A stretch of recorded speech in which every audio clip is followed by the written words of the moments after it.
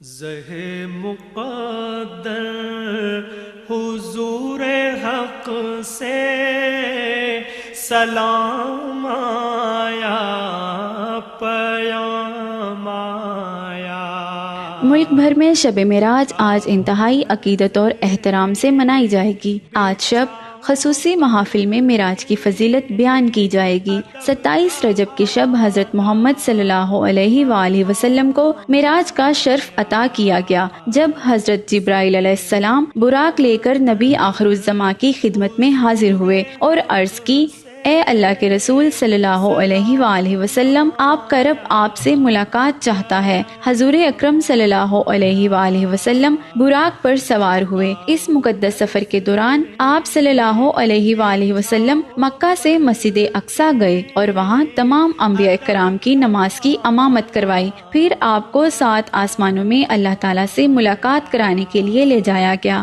آپ صلی اللہ علیہ وآلہ وسلم کی ملاقات مختلف انبیاء کرام سے بھی کرائی گئی۔ اسی سفر میں نماز بھی فرض ہوئی۔ شب معراج کے موقع پر ملک بھر میں مساجد کو انتہائی خوبصورتی سے سجایا جاتا ہے۔ آج رات مساجد میں خصوصی محفلوں اور عبادات کا اہتمام کیا جاتا ہے۔ لوگ نوافل ادا کرتے ہیں اور دعائیں مانگتے ہیں۔